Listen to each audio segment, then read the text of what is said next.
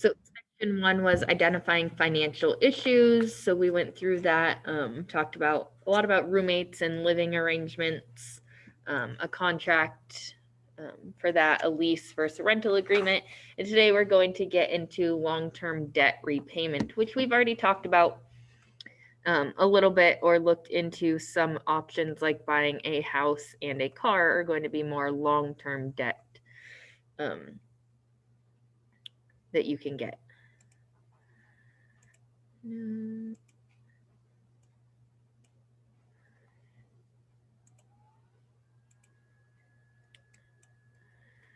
Okay, so the 2 learning objectives. The first, we're going to discuss debt options for the purchase of high-priced items and explain the purpose of a debt repayment plan. So what are long-term debt options? So long-term debt is a loan that is payable over a period longer than a year. So that's what your book is defining here as long-term debt. Takes more than a year.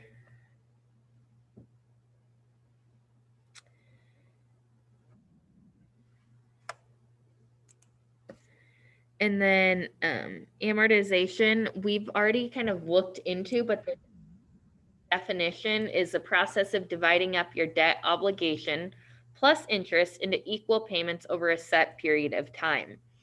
So we looked at the amortization table last week, as well as kind of a little bit before, just saying, okay, your car payment is going to be this much. So it calculates the loan plus the interest, and then all your payments are the same. Sometimes that last payment might be off by a little bit just to kind of make the balance be zero at the end.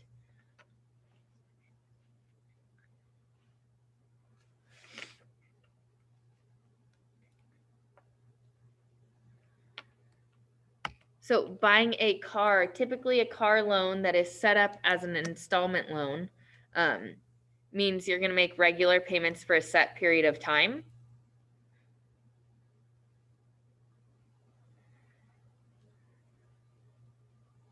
A down payment is a cash deposit towards the purchase price that is paid up front. And then a trade-in is something of value that is applied towards the down payment of a new purchase. So a trade-in, if you have a car you want to trade in, you take it there and they say, okay, we'll give you $3,000 for this car. And then that $3,000 is put towards the down payment as your trade-in. Your down payment is the cash that you bring in.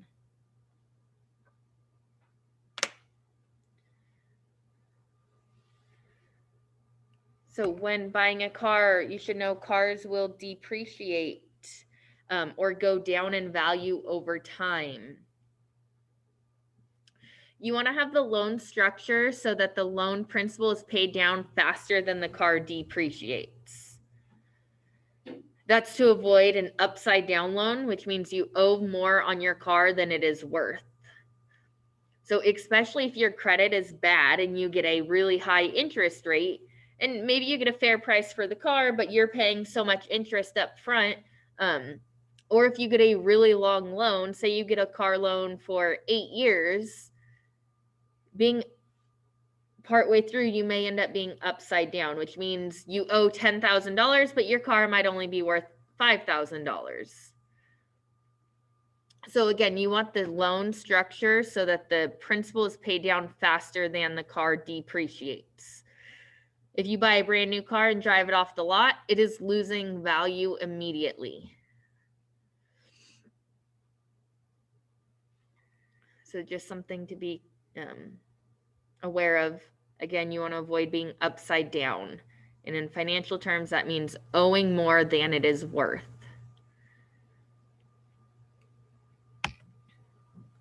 So how can you get a loan to buy a car? So you can get a pre-approved loan, which is a loan for which a maximum amount is established and approved in advance. So it may be worth going in and figure out what you could get pre-approved for. The benefit is then you go to the car dealership and you know what's in your price range, right? If they pre-approve you for $20,000, you know you can't look at anything more than that. And actually, you'd want to look at something even a little bit less than that because there's going to be taxes and fees that will be included. So that's the benefit of getting pre-approved, is you know ahead of time how much you can kind of look at what cars. A car lease, you make monthly payments and you use the car, but you never own the car. So leasing a car allows you to use the car for a set period of time. Some of the benefits of leasing a car is your monthly payments can be smaller. There are typically some stipulations kind of with it. You have to follow certain maintenance guidelines because you don't own the car. The car still belongs to that car dealership or somebody else. And so you have to kind of keep up with certain things. There might be a mileage limit you can put on the car. It will vary, but you have these set payments for 3 years and then you can take it back, or you have to take it back. Debt repayment. So refinancing is paying off an existing loan with a new loan that usually has better terms. So refinancing, again, it could be for a car. And so say you have not very good credit and then you have this car and you've been making your payments for a year or two, you paid off some other debt and your credit score has gone up a lot. It would be a good idea to look into refinancing then, because your interest rate on your car may go down a lot. It may cost you to refinance depending on what promotions are being offered. Sometimes the banks are going to pay you to refinance and you're thinking, why? I'm going to save money. Well, they're going to pay you. Again, it depends on the economy at the time, but they may end up paying you or doing it for free because they're still going to make money off of you. Right? All of that future interest, if you go to a new bank and you say, I want to refinance this old loan, it might not cost you anything because the bank's going to pay those fees. Not always, but you may be able to get some sort of promotion where they pay the fees for you. Again, if your credit score has gone up or interest rates have gone down, or both, maybe your credit score went up and interest rates are lower because of the economy, then it may be worth refinancing. So what refinancing is, say you owe Bank A $20,000, they pay off Bank A, and now at Bank B, you have a new loan that started over at $20,000. So the one thing about refinancing is that you need to be aware of, say you got a 5-year loan on your car and you paid it for 2 years and then you refinance, you're starting over. If you get another 5-year loan, you're starting over from when you refinance. So you would want to then possibly get a shorter term for the loan, especially with your car, because you don't want to end up upside down and owing more than it's worth because you're starting over a couple years into your payments. But refinancing will typically make your payment go down because you're getting a lower interest rate. Hopefully, better terms. So buying a house, at some point, it is better to own a house than rent because in most cases, the value of the home will go up. It will appreciate. Not always. Again, depending on what's going on in the economy, home values may go down. But owning a home has advantages, tax advantages. You can get a tax write-off for owning a home. You have security, independence, and privacy versus renting. Remember with renting we talked about yesterday, you don't have to worry about rent going up. You don't have to worry about kind of your landlord and those issues. At the same time, it has its, I'm not saying it's perfect, because if you're renting and your hot water heater breaks, you tell your landlord, they have to replace it. If you own your home and your hot water heater breaks, you are the one to replace it.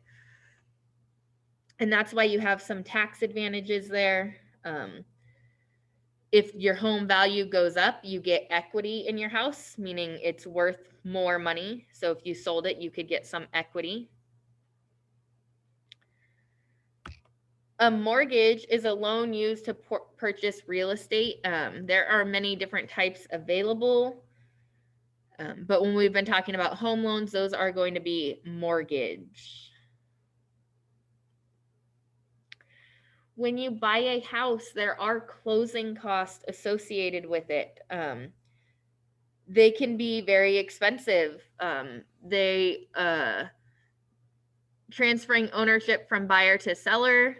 So, and they include an appraisal fee, credit reports, loan fees, recording fees. All those things aren't free. So the closing costs are going to be an additional cost that you have to pay when buying a home.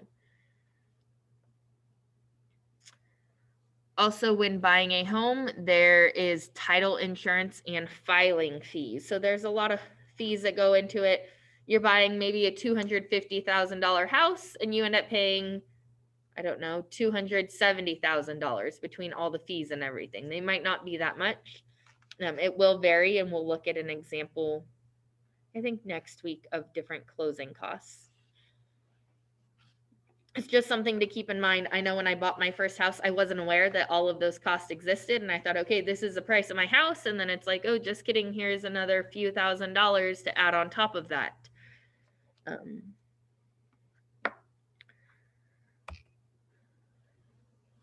So a fixed rate mortgage is interest that stays the same for the full term of the loan, which I know we've already talked about this. We've looked at some of these. An adjustable rate mortgage is interest rate changes according to the economy. And so with the adjustable rate mortgage, your monthly mortgage payment is likely to change regularly because the economy and interest rates are changing. Where that fixed rate mortgage, you're going to know your payment for the next 30 years.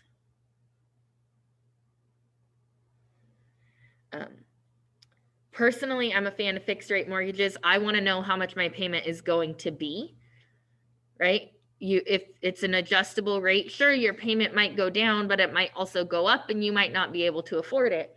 And if rates are going down, then that might be a good time to refinance your home loan and get a better rate if you have a fixed rate. There's also a rent-to-own agreement, which is a portion of the renter's monthly payment is applied towards the purchase price of the rented item.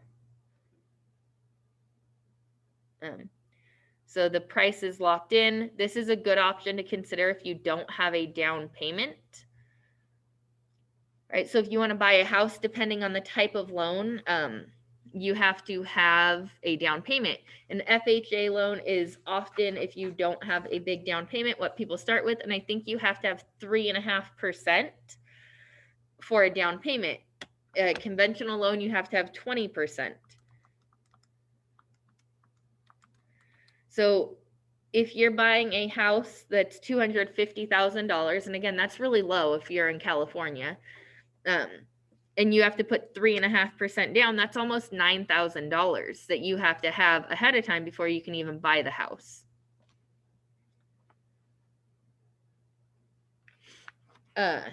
With rent to own, you have the right of first refusal sometimes. In other words, the owner of the property must give the renter the right to buy the property before it is put on the market for sale. So you have the right to turn it down before anyone else has the right to buy it.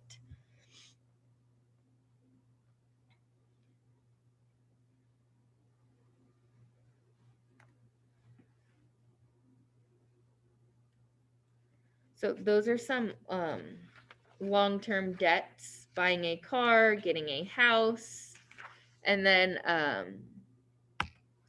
what is a debt repayment plan? A debt repayment plan is a strategy for paying off debt in a way that reduces the total interest paid.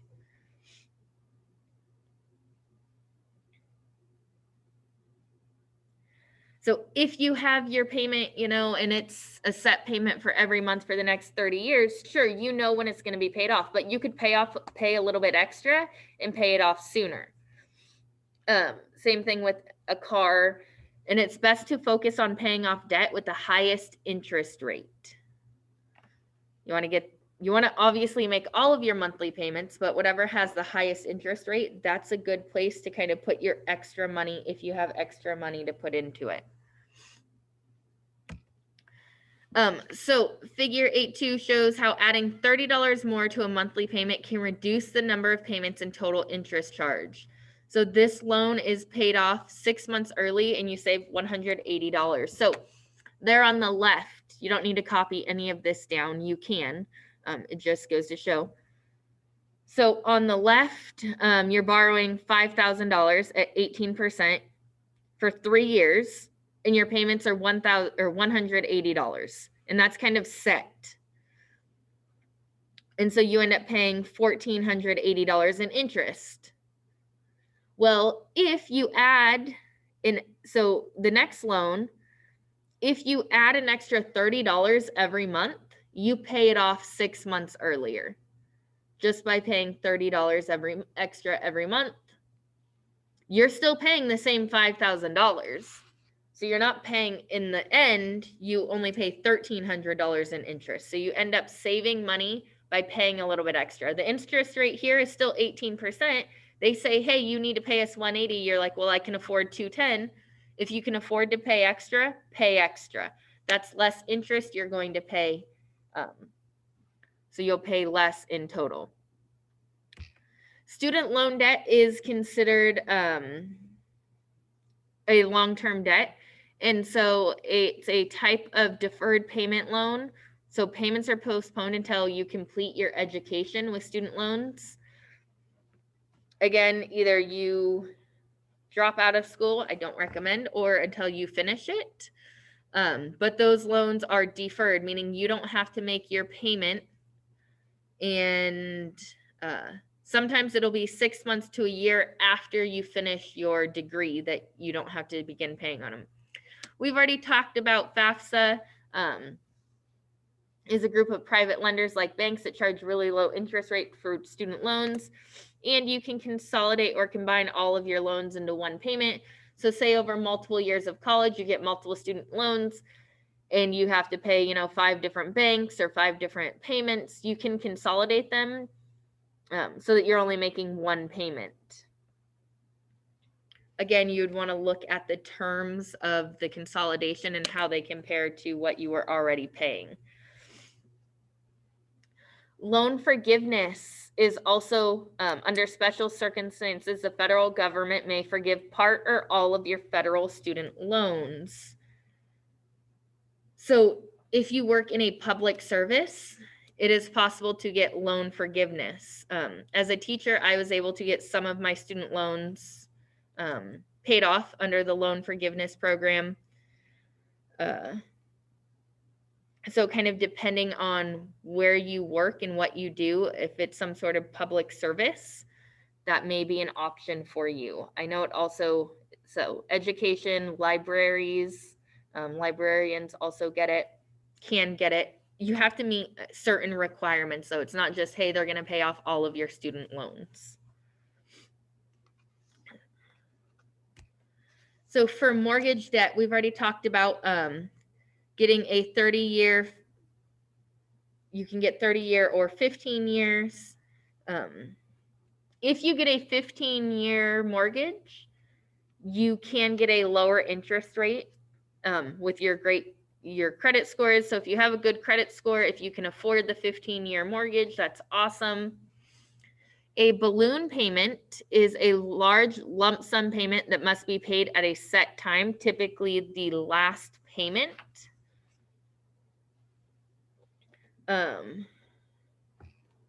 So for example, you might be making, the example from your book, $800 payments every month for 10 years, and then your final balloon payment would be $5,000. So it's going to be a big chunk right at the end. So it might be beneficial when rates are high and you can get a lower rate by agreeing to that balloon payment. But you could also then refinance before that happened. That's kind of what your book says about it. A prepayment penalty is a fee charged if you repay a loan before the agreed upon time. So some loans have a prepayment penalty, which Again, maybe you get some sort of inheritance or something happens and you're like, oh, I can pay this off early. Read the fine print, find out if there's a penalty. Sometimes it's worth the penalty because the penalty may be less than you would pay in interest. The reason they charge you the penalty is they want to make sure they're getting back any fees or any kind of costs that the bank incurred. So if you're buying a house and they paid the closing costs for you, or you refinanced and they paid those costs so you didn't have to, they want to make sure they get that money back through the interest of your loan. And then some, right? They don't want to just break even. They want to make money. So that's why there may be a prepayment penalty.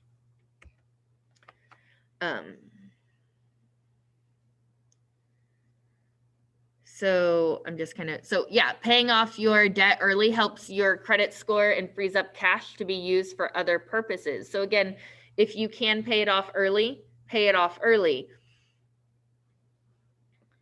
I kind of went over most of that. This is an example from your book. So the terms of this loan, it's a $10,000 loan for 5 years at 8%. with this 60-day interest penalty for early repayment after 1 year. So the monthly payment here is $202.76. The current balance is $8,305.60. So it's already been a year that you've been paying on this loan.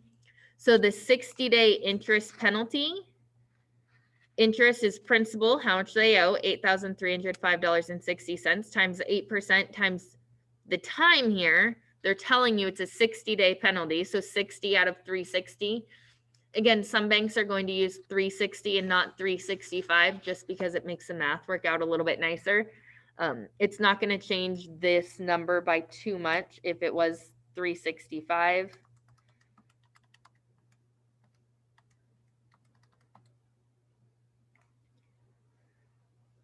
Oh, I typed that in wrong.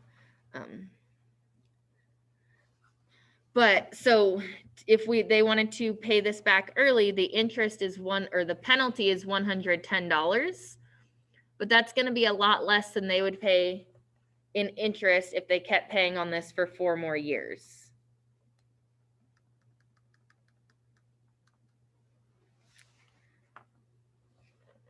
So again, if there is a prepayment penalty, you'd want to make sure it is beneficial to you to pay that rather than keep paying interest. If you're at the end of your loan and you don't have much left to pay, then it may not be the case. And not all loans have a prepayment penalty. Keep that in mind as well. All right. That, I think, is it on our slides. Let me just double check on your homework.